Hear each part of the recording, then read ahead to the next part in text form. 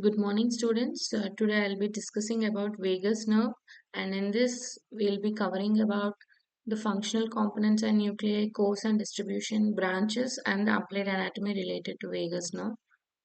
Coming to the introduction, this vagus nerve it emerges from the posterolateral sulcus of medulla oblongata as 10 or more rootlets, and they will pass through the head and neck, thorax and abdomen with extensive distribution. So vagus nerve is passing through a very long course, and because of this extensive distribution, it is called as a wandering nerve, and it is having a very important part in the parasympathetic system.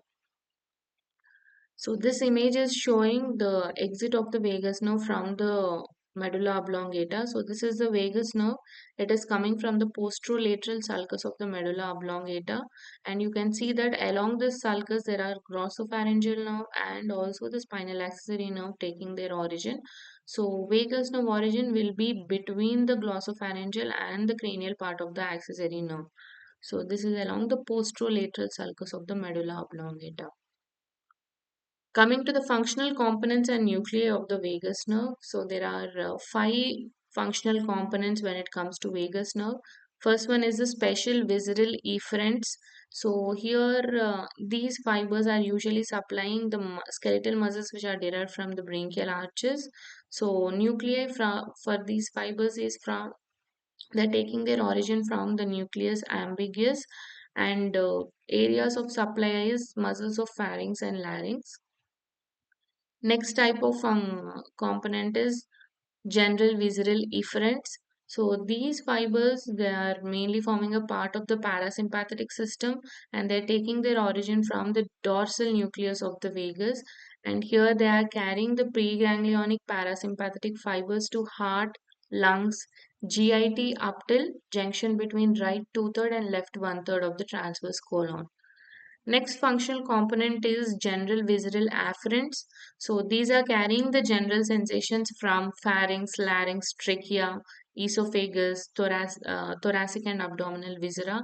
And these fibers are the peripheral processes, and the cell bodies of these fibers are lying in an inferior ganglion of the vagus nerve, and the central process of this fibers will go and relay in the dorsal nucleus of vagus and nucleus of tractus solitarius.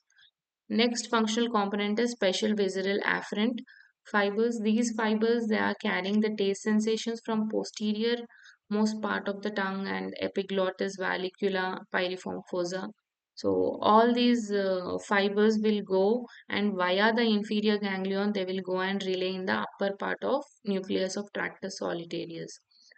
Next functional component is general somatic afferent fibers. These are carrying general sensations from the skin of external ear, and these fibers via a superior ganglion they will go and relay in the spinal nucleus of the trigeminal nerve. So this is an image showing how the vagus nerve is taking its origin. So this is the anterolateral sulcus and this is the posterolateral sulcus of the medulla. So here you can see the fibers coming from the nucleus ambiguous, which are the fibers of general visceral efferent supplying the muscles of pharynx and larynx. And from the dorsal nucleus of vagus, you are getting general visceral efferents, which are parasympathetic fibers, and general visceral afferents, which are carrying the general sensations from the different viscera. And from nucleus tractus solitarius, these are the special visceral efferents carrying the taste sensation, and spinal nucleus of trigeminal. It it is getting the fibers of general somatic afferents from the skin of the external ear. So all these fibers together they will form the vagus nerve, and with this is exiting from the posterolateral sulcus of the medulla oblongata.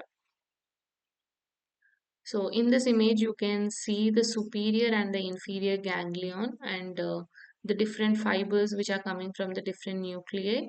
So here the branchiomotor fibers, which are the general, the special visceral efferent fibers. So these are going and supplying, these are coming from the nucleus ambiguous, they will go and supply the skeletal muscles derived from the brachial arches. And here the black line from the dorsal nucleus of vagus is carrying the parasympathetic fibers to the viscera. And this blue line is indicating the general visceral sensations. These are carrying the general visceral sensations, and you can see that the cell bodies of these fibers are lying in the inferior ganglion. The peripheral process will carry the general sensations, and the central process will go and communicate it with the dorsal nucleus of vagus. And these are green ones are the fibers which are carrying the taste sensations. Their cell bodies are also lying in the inferior ganglion. So the peripheral process will carry the taste sensation, and the central process will go and relay in the upper part of nucleus of tractus solitarius. And this blue line is indicating the general somatic sensation fibers. So these are coming from the external ear, skin of the external ear. Their cell bodies are lying in the superior ganglion. The central process will go and relay in the spinal nucleus of the trigeminal nerve. So coming to the ganglia of the vagus nerve, I told you there is a superior and an inferior ganglion. So superior ganglion is also called as the jugular ganglion. Inferior one is called as a nodus ganglion. So superior ganglion, these both ganglion will be present after the nerve passes through the jugular foramen. And Superior ganglion is very small in size. It is 4 mm and it is very close to the jugular foramen. And this ganglion will contain the pseudounipolar neurons for the general somatic afferent fibers. And inferior or the nodus ganglion, it is comparatively very large when compared to the superior one. It is 2.5 centimeters in size, and it contains the pseudounipolar cells for the general and the special visceral afferent fibers. Inferior ganglion is having connections with the superior cervical ganglion and the hypoglossal nerve. And if you see the cranial part of the axillary nerve, it comes and joins with the vagus nerve below the inferior ganglion. So you can see here after the nerve exits from the jugular foramen, there is a small superior ganglion and a large inferior ganglion. So the general sensory fibers from the skin of the external ear, they are going and relaying in the superior ganglion. Taste sensations and the general sensations from the viscera relay in the inferior ganglion. Coming to its course and relations, I told you vagus nerve is called as a wandering nerve. It is having a very long course to the cervical region, thoracic region, and the abdominal region. So we'll discuss the course in each part separately. So coming to its intracranial course and in the cervical region, first we'll discuss about this. So, as you already know, we have already discussed that it arises from the lateral aspect of the medulla, from the posterolateral sulcus, as a series of rootlets between the origin of glossopharyngeal and the cranial axillary nerves. And these rootlets will unite to give rise to a single nerve, and this nerve will exit the cranial cavity through intermediate compartment of the jugular foramen. And after it exits the jugular foramen immediately, it is possessing two ganglion. Those are the small superior and the large inferior ganglion. And just below the inferior ganglion, we have already discussed that the cranial root of the axillary nerve will come and join with the vagus nerve. And this nerve will pass vertically downwards in the carotid sheath between the internal carotid and the internal jugular vein. And at the root of the neck, on the right side, it will be crossed by the right subclavian artery, and on the left side, it passes between the left common carotid and the left subclavian artery. So this image is showing the course in the head and neck region. So here you can see from the posterolateral sulcus, different rootlets, they will unite to give rise to the vagus nerve, and it will pass through the intermediate compartment in the jugular foramen, and immediately just below the jugular foramen it is having two ganglion. There is a superior ganglion and an inferior ganglion, and below the inferior ganglion it will be joined by the cranial root. You can see this green line. This one is the cranial root of the axillary nerve. It will join with the vagus nerve below the inferior ganglion, and this nerve is passing through the carotid sheath.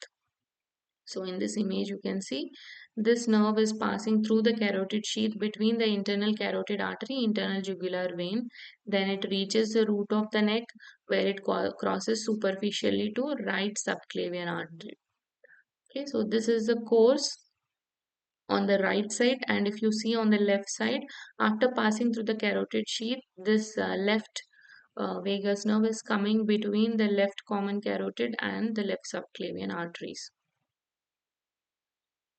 So coming to its course in the thoracic region, it is different on two sides. Right vagus is going in a different course, left vagus is going in a different course. So first we'll discuss about the right vagus. Right vagus, it passes downwards posteromedial to right brachiocephalic vein and the superior vena cava. So you can see here, so here this is the right vagus. This one is the right brachiocephalic vein and which continues as the superior vena cava. So this nerve is going posteromedial to right brachiocephalic and the superior vena cava. And after certain distance, traveling certain distance, it is accompanying the right surface of trachea. And above the lung root, if you see, it is separated from the right lung and pleura by arch of azygous vein, and then it goes behind the lung root. Behind the lung root, you can see it is dividing into a lot of branches, and these branches will be joined by the sympathetic branches which are coming from the second to fourth sympathetic ganglion, and they will form a pulmonary plexus of veins here behind the lung root. And below the lung root, if you see, it is going towards the esophagus and it is forming the posterior part of the esophageal plexus. And after formation of this plexus, it will enter the abdominal cavity through this opening. This is the opening in the diaphragm which is for the esophagus, and through the esophageal opening in the diaphragm, this posterior part of the esophageal plexus will continue down as a posterior vagal trunk. So this is the course on the right side, and if you see on the left side, this is a left vagus nerve, and it is passing between the left common carotid and the left subclavian arteries. And just above the arch of aorta, if you see, it is crossed by a nerve. This is the left phrenic nerve which is crossing it superficially from left to right sides. And then after being crossed by this nerve, you can see the left brachiocephalic vein is also going superficial to the nerve. Then it is related to anterior and left surfaces of arch of aorta, and then it goes here it is related to the left superior intercostal vein. This vein will cross superficially from right to left side, and then the nerve will go behind the lung root, and here it is divided into a lot of branches which will join with the branches coming from the second to fourth sympathetic ganglion and form the pulmonary plexus. And below the lung root, same course as that of the right, it will go anterior to the esophagus, forming the anterior part of the esophageal plexus, then exits and enters the abdominal cavity via the esophageal opening in the diaphragm and forms the anterior vagal trunk. So left one is forming the anterior vagal trunk, right one is forming the posterior vagal trunk. So this is its course in the thorax. Next, coming to the course in the abdomen. So each vagal trunk is having fibers from both the vagus nerves. And first we'll discuss about the anterior vagal trunk, then we'll discuss about the posterior vagal trunk. So this anterior vagal trunk, it appears in the upper part of the lesser omentum. And you can see here, so after it is exiting the thorax and entering in the abdomen via the esophageal opening, this anterior vagal trunk, it is coming from the left vagus, but it also contains some of the fibers from the right vagus. And this anterior vagal trunk, it is contained in the lesser omentum, upper part of the lesser omentum, and it is dividing into two sets of branches. So first set is the gastric branches. These are the anterior gastric branches. These are 6 to 10 in number, and they are coming along the lesser curvature of the stomach. And the other one is the hepatic branch. This hepatic branch will travel in the lesser omentum towards the porta hepatis, and it is divided into an ascending and a descending branch. This ascending branch will go and supply the liver and the extrahepatic biliary apparatus. This descending branch, which is also called as a pyloric branch, it will supply the pyloric canal, the first and second parts of the duodenum, as well as a pancreatic head. And if you see the posterior vagal trunk, it is coming from the right vagus, and this posterior vagal trunk at the cardioesophageal junction. This is the cardioesophageal junction. It is giving rise to two sets of branches. One are the posterior gastric branches. So these are supplying the posterior inferior surface of the stomach. These anterior branches are supplying the anterior superior surface of the stomach. And other branches, this posterior gastric branches, they supply the entire posterior inferior surface except the pyloric canal part. And other branch is a celiac branch. This celiac branch will go and form the celiac plexus, and these through the celiac plexus rest of the GIT, the small and large intestine up till the right two-third of the transverse colon will be supplied. So posterior vagal trunk, it is containing this posterior gastric branches which supply the posterior inferior surface of the stomach except pyloric canal, and celiac branches will join the celiac plexus. So coming to the different branches in the head and neck. So first, it is having a lot of branches. Vagus nerve, we'll discuss first the branches from the head and neck. So here we are having branches coming from the superior ganglion, inferior ganglion, and from the trunk. From the superior ganglion, you are getting two branches. One is a meningeal branch and the other one is a auricular branch, which is also called as Alderman's nerve. So in this image, you can see from the superior ganglion you're getting one meningeal branch which will go and supply the meninges, and auricular branch which is the alderman's nerve which is going and supplying the skin of the external ear. So next, from the inferior ganglion, you are getting three branches. One is the pharyngeal branch, which is forming the pharyngeal plexus, supplying the muscles of pharynx, and superior laryngeal nerve, which is dividing into two external and internal laryngeal nerves, which will supply the larynx, and a branch to the carotid body. So you can see here from the inferior ganglion, you are getting three nerves, a pharyngeal branch forming the pharyngeal plexus, a nerve to the carotid body, and superior laryngeal nerve, which will be divided into external and internal laryngeal nerves. And from the main trunk, it is giving cardiac branches, superior and inferior cardiac branches, which are mainly forming the deep cardiac plexus as well as a part of the superficial cardiac plexus. And one more branch is the right recurrent laryngeal nerve. So you can see here, just after it crosses the right subclavian artery, it is giving the right recurrent laryngeal nerve. So these are the different branches coming from the vagus nerve in the head and neck region. You are getting the pharyngeal branch. This is the superior laryngeal nerve, which is dividing into internal laryngeal nerve, which will go inside, piercing this fascia, and external laryngeal nerve. You can see it is supplying the cricothyroid muscle. Okay, and other branches, cardiac branches, it is giving, and it is giving the right recurrent laryngeal nerve. So here you can see this is a pharyngeal branch, this is a superior laryngeal nerve dividing into internal, external laryngeal nerves, right recurrent laryngeal nerve. Coming to the branches in the thorax, it is giving four types of branches. One is the left recurrent laryngeal nerve. The other one is the pulmonary branches, which are forming a pulmonary plexus along with the sympathetic nerves, which are coming from second to fourth sympathetic ganglion. So these pulmonary branches are secretomotor and bronchoconstrictors, and it is giving cardiac branches to form the cardiac plexus and esophageal branches to form the esophageal plexus, and these are secretomotor and they will augment the peristalsis. So here you can see that this is an image which is showing the relation between the right recurrent laryngeal and left recurrent laryngeal nerves. So right recurrent laryngeal nerve come from the right vagus after it crosses the right subclavian artery, first part of the right subclavian artery. It goes up in the tracheoesophageal groove behind the thyroid gland, and then it will go and supply the larynx.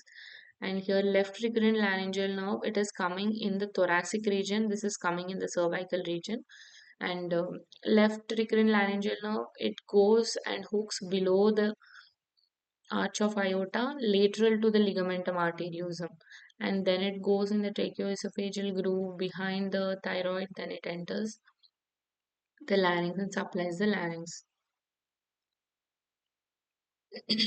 You can see here the pharyngeal branches at the level of the lung root, esophageal branches below the lung root. Next branch is coming in the abdomen.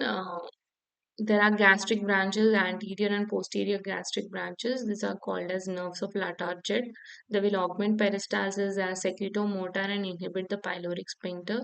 And the other one is the hepatic branch, which will be supplying the liver and the extrahepatic biliary apparatus, and the branch coming from it, the pyloric branch, will be supplying the pyloric canal and first and second parts of duodenum and the head of the pancreas. And celiac branches, they are forming a celiac plexus, supply the rest of the small and large intestine up till the right two-third of the transverse colon. They are also secretory motor and they will augment peristalsis. So this is an image showing the branches, gastric branches. So this is the anterior gastric branches which are coming from the left vagus, the anterior vagal trunk. From the posterior vagal trunk, you're getting the posterior gastric branches. These gastric branches are called as nerves of Latarjet. And this one is the hepatic branch and pyloric branch coming from the hepatic branch.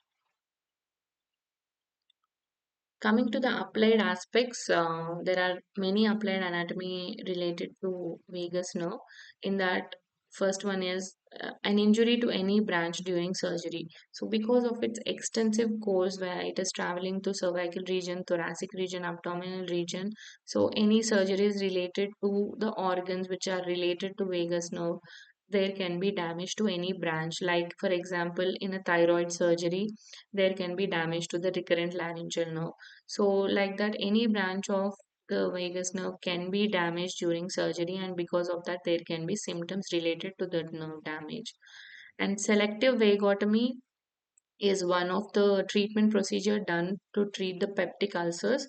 So in this procedure, we are going to do a selective vagotomy, which means you're going to do the vagotomy, that is cutting the vagus nerve, only the gastric branches which are coming from the vagus nerve.